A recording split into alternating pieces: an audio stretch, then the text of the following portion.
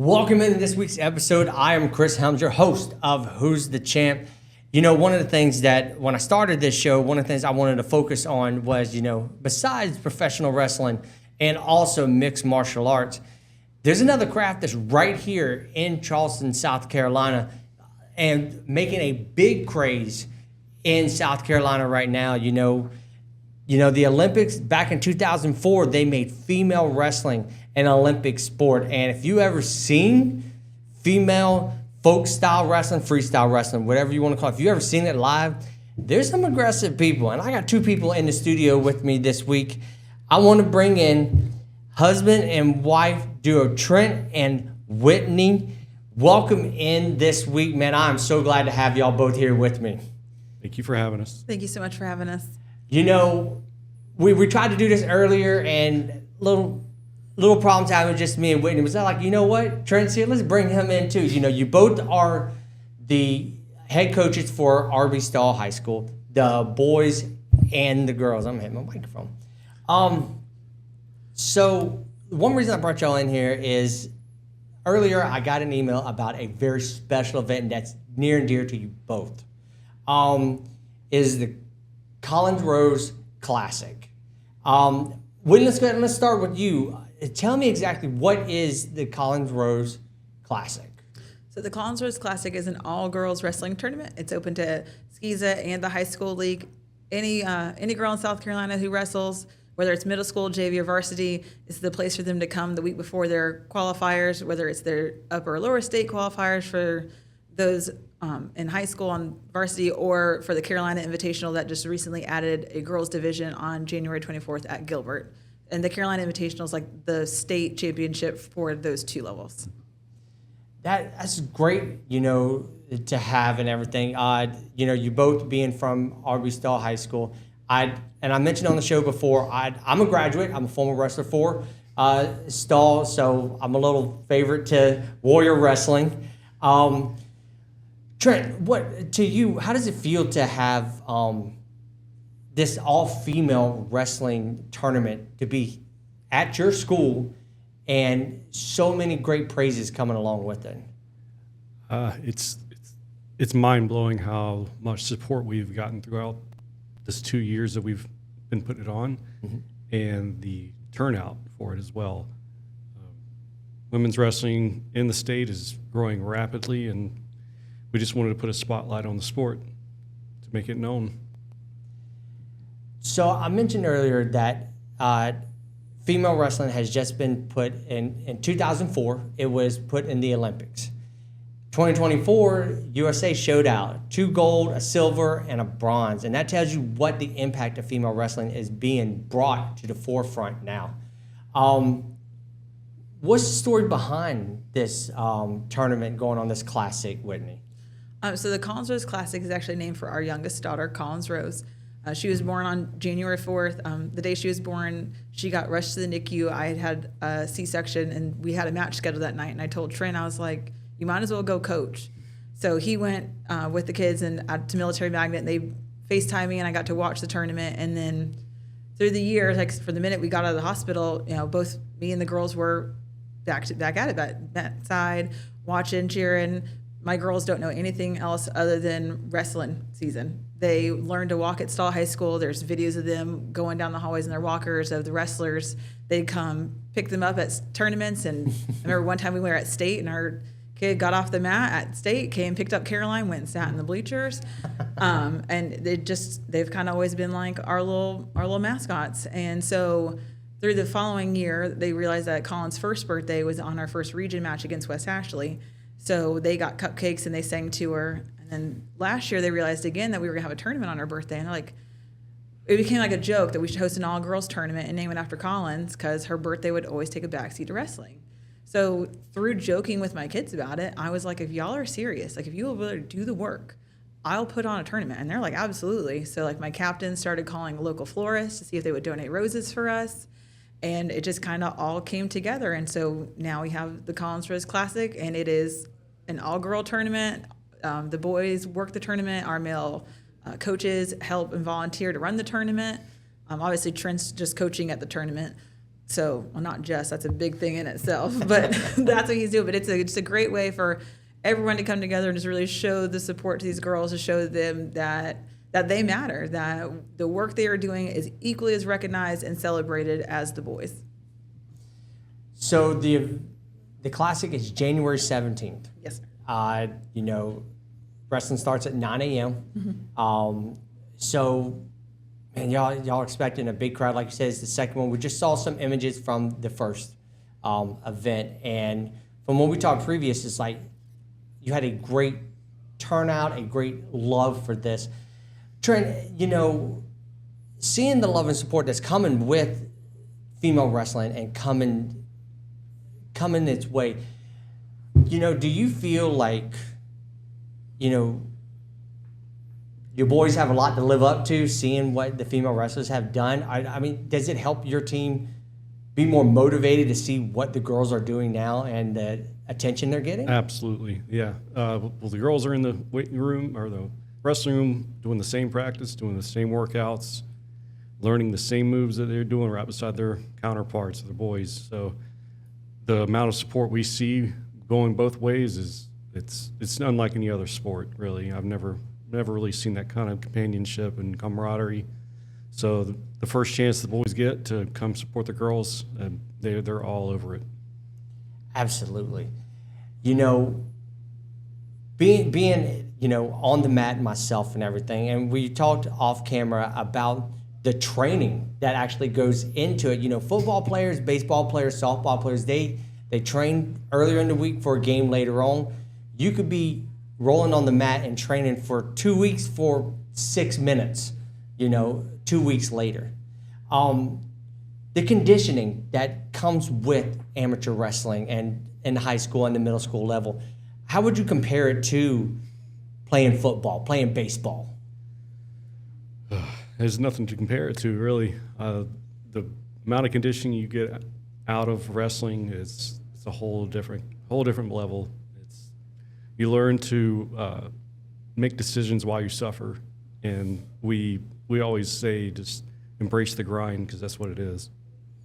Exactly. You're wrestling when you're hurt. Everything goes to that whistle blows. Yep. Whitney, everything that's going on. The tournament's going to be in 2 different gyms.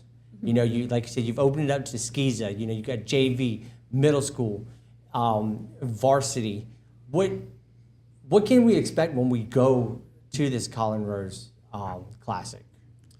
You can expect to see some of the best competition you're going to see as far as girls wrestling. We have right now over 45 schools and 300 and about 50 athletes committed to coming.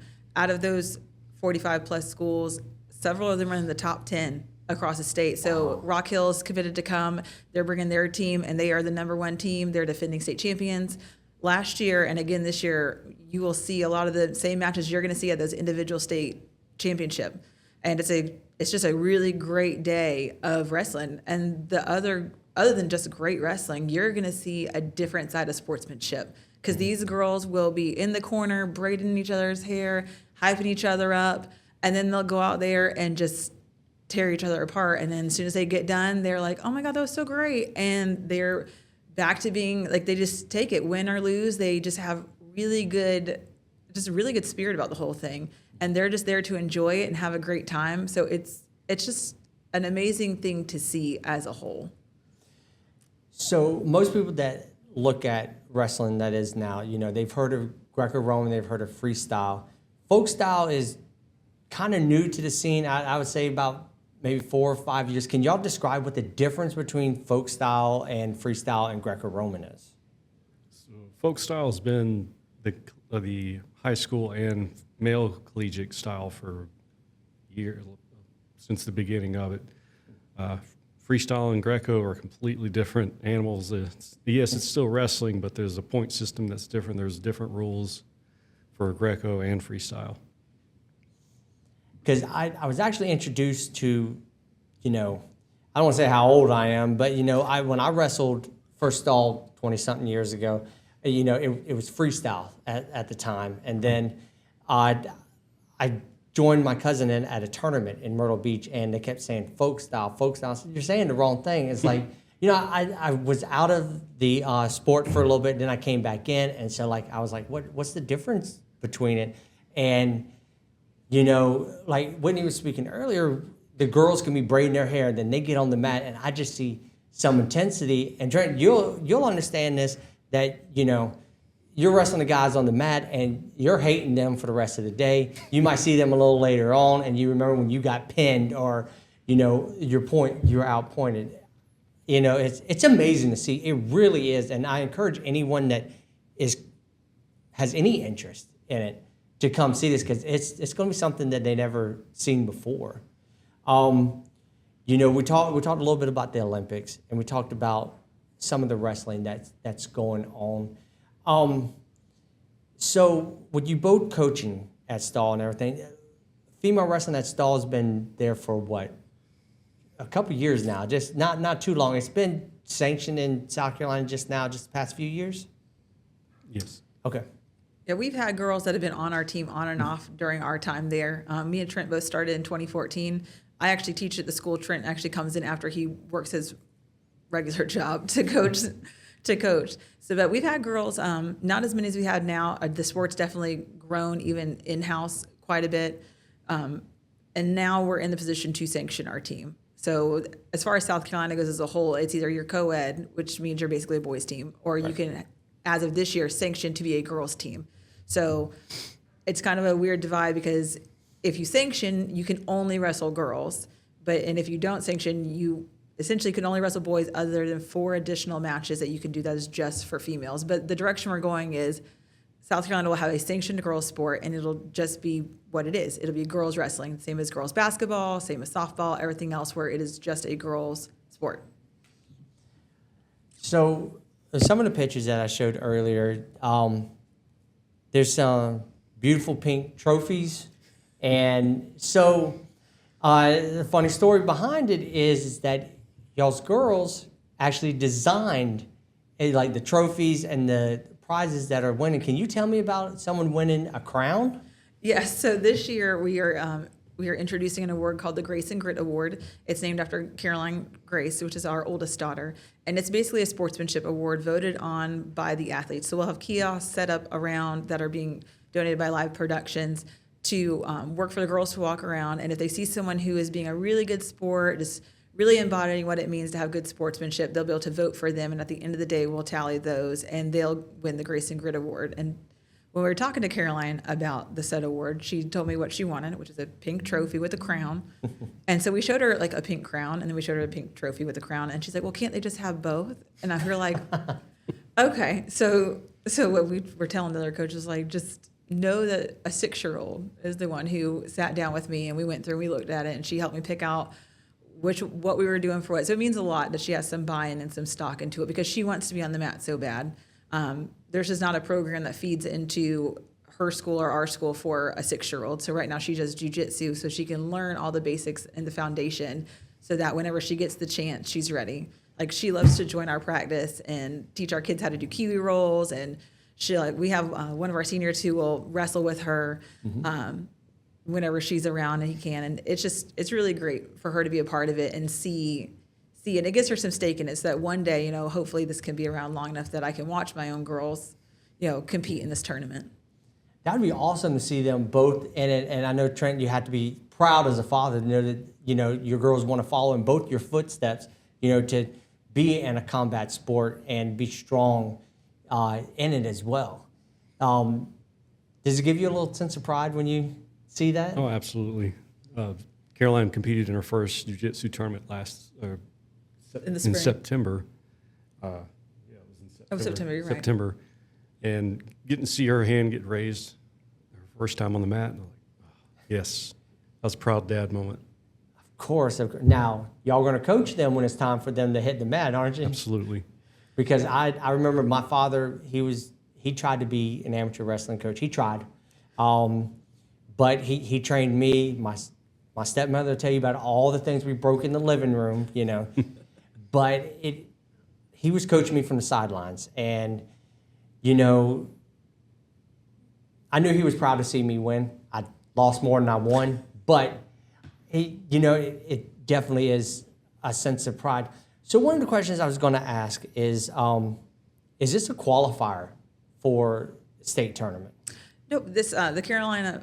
Sorry, we do host it. We do host a qualifier. It's a different tournament, but no, the Collins Rose Classic is not a qualifier. It's literally just set up in a good time that the girls can use it to just lock in, see some really good competition that they're going to see either at their upper or lower state qualifier or at the state championship, and just make those final adjustments before they get ready to prepare for that next level. How are y'all setting up the actual tournament? Is it, if you're number one in the state, you come in as the number one seed, or is it a round robin decision? No, there is seeding that we'll do. So we'll send out a worksheet that'll calculate all the points, and then they will be seeded. That way you don't get the number one and number two seeing each other right off the rip. So the varsity is seeded. I don't believe we're seeding JV or middle school, but the varsity part of the tournament will be seeded. So January is a very crazy month for y'all. You have the Collins Rose Classic, you have the state tournament, but the week before that, you have an all-boys tournament. Can you speak on that a little bit, Trent? Yes, it's the Carolina Invitational. She can actually speak more to that. She's the tournament director for both. Yeah. Okay, well, go right ahead. My job's easy. I just coach. Coach, Yeah. there you go. So we host the Carolina Invitational Area 8 qualifier. So for all Berkeley and Charleston County schools, all their JV and middle schools will come to us, and they qualify to go on to the sectionals, which is held the following weekend at Somerville High School. So girls are welcome to enter that one, but because they just added a female Carolina Invitational at Gilbert on January 24th, they don't have to. So basically, it'll mainly be boys that'll compete to move on for their version of state. Very nice, very nice. Yeah, because I remember when I was doing my research and everything, I saw that and I was just like, oh my goodness, that's a crazy weekend for y'all. Yeah, it's a lot of work to have them back to back, but there's definitely some pros to having it.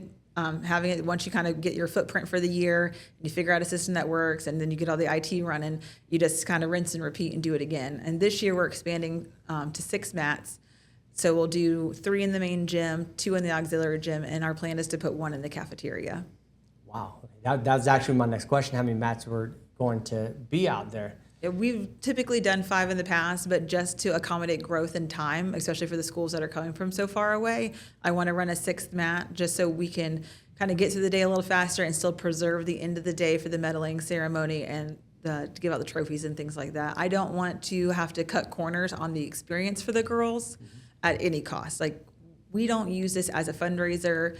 We don't use this for notoriety. This is literally just about giving those girls a great experience that is all about them. A lot of tournaments in South Carolina are usually for girls are coupled with JV or middle school or boys in some way. This is the only tournament that is just for girls. And we want to make sure that that part is preserved and celebrated.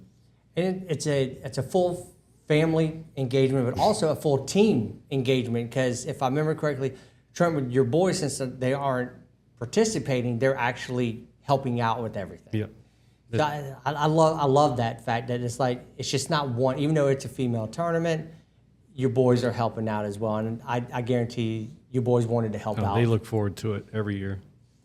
One of the big things that we push is that they know that they are supported, and we want them to know that if you want people to support you, we're teaching them you have to do that as well. So we try and teach our kids, to lead the way you want, set the example. If you want to be supported, you have to support others. And so that was a big thing, is that they recognize as male athletes that their counterparts do not have the same opportunities as them. So they are the first ones to help volunteer to run the tables. They're there helping me set up and break down, volunteering in, the concession stand or wherever they need. Our kids are really good at jumping in and helping and just showing their support. One big thing we did last year is all the boys wore shirts the tournament day that said "They Matter" on them. And the girls had the shirts that say "We Matter," just kind of, again, show another form of camaraderie and the fact that they are all supported. I was going to segue into that, because you're actually both wearing the shirt right now. Offline when we were talking, you said that you had a great experience at the state tournament last year, where you walked in and you just saw the T-shirts everywhere. Tell me how it made you feel when you walked in and saw that. It's like it was your first year doing the tournament, and then you show up at state, and it had to be overwhelming. Yeah, it was like walking in and just looking around the arena, seeing the girls like warming up in their We Matter shirts. It was definitely kind of mind blowing to see the impact that had kind of gone beyond it. Just my tournament, because for us it was just something we had talked about, and the We Matter They Matter actually stemmed from when I was a girls basketball coach. The head coach I coached with, Coach Dante Brown, had the We Matter They Matter, and it was something we were really passionate about, not just for women's wrestling, but for girls athletics as a whole, because a lot of times, it doesn't matter what sport it is, female athletics is overshadowed and it's overlooked. They don't get the same publicity or notoriety as any of their male counterparts, and we thought that's just not right. It's like the girls put in just as much work, they grind just as hard, and in some cases, depending on the sport, it's a little bit harder. So we wanted to really celebrate that. So when it came time to have this tournament, I asked him, I said, hey, can I use our, the We Matter, They Matter? And he's like, absolutely. And he's the first person to jump in and help us do it. So just to be able to even send him pictures and it's like have that moment where you look around and you see that this has truly made an impact beyond just our small community. It's definitely mind-blowing to sit there and think about it and have teams that are looking forward to coming back to do it again. And then the coaches who are willing to give me their time just so I can learn how to do this better and put on good tournaments for everybody. Like that's just such a big thing. It's far beyond us. It's far beyond, the Low Country and Stall. Well, I'm always big on supporting Stall and putting it out there. But one of the things that I was going to ask, since we were talking about female wrestling, and you both can weigh in on this, the WNBA is making waves with Caitlin Clark and Angel Reese. Female sports is starting to make its way. It was with tennis with the Williams sisters, and now wrestling is on its way there. Do you think the way that it's moving, the needle is moving, that we're about to see a resurgence of it? Like we're making a big deal, making a big thing coming out of the Olympics, and also the NCAA tournament pretty soon is going to be doing it as well. What do you see the future of female wrestling happening in the next few years? I could see an explosion. Honestly, that's all I could really say. Even these past 2 years since they started talking about sanctioning all girls wrestling, the amount of participation I've seen, it's just overnight, really, it seemed. They said that the sport is growing like 9,000%. Yeah. I mean, you can Google check me Right. on that one, Yeah. but it's one of the fastest growing sports in the nation right now. And it is, I know in South Carolina, at least we have 3 colleges that currently offer girls wrestling, and it's being added constantly. Presbyterian, Newberry, and Allen all offer programs as well for it, but those are freestyle because it's the fastest track to the Olympics, if I'm not mistaken. Yeah. So it's definitely booming, and you see more and more teams are, starting to get it and adding it in. And it's just such a great thing for the girls to also tell them, like, this opens more doors for you. But even wrestling as a whole opens more doors for you, because just the mindset you have to be a wrestler, it puts you in a position to handle things differently. It breeds different people. Like It really does. It absolutely does. And it's like the phrase, uncoachable athletes become, yeah.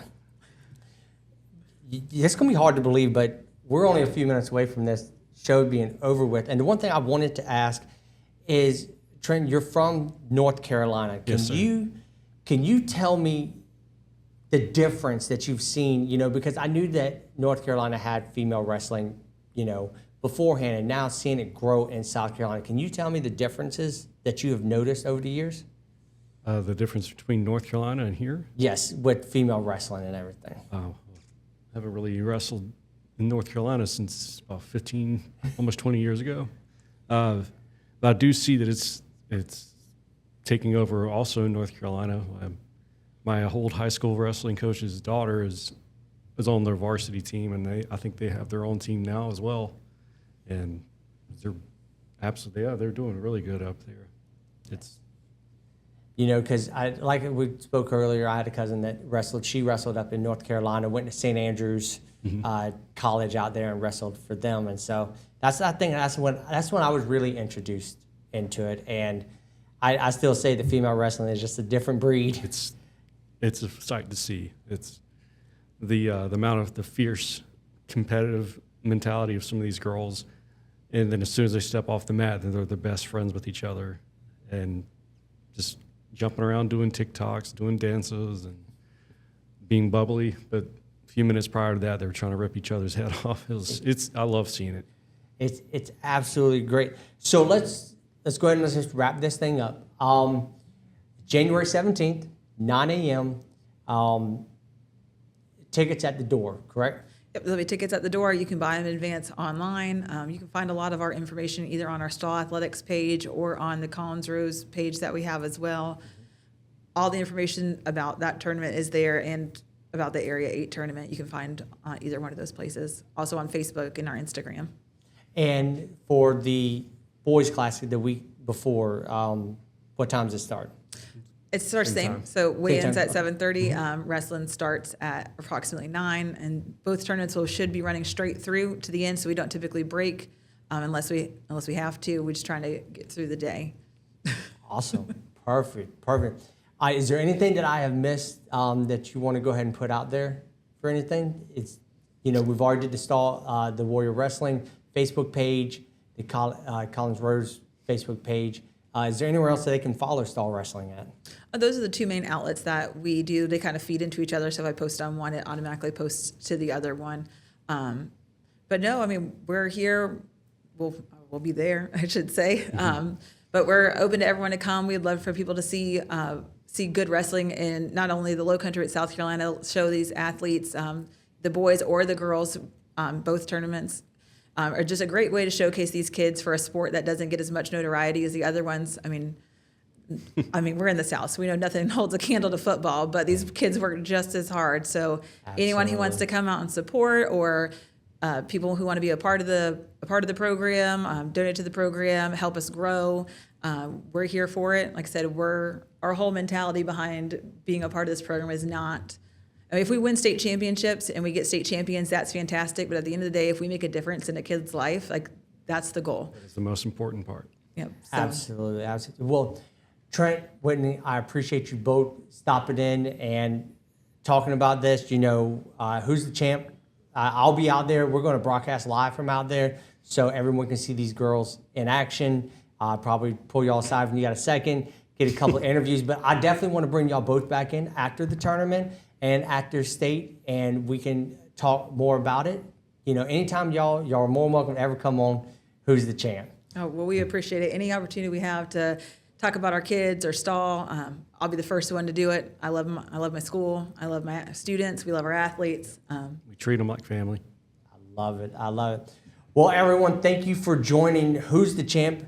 I'm Chris Helms. January 10th and January 17th. Both get out there. I appreciate y'all watching. Get out there. Let's support female wrestling. Let's support wrestling all together. Thank you. I will see y'all next week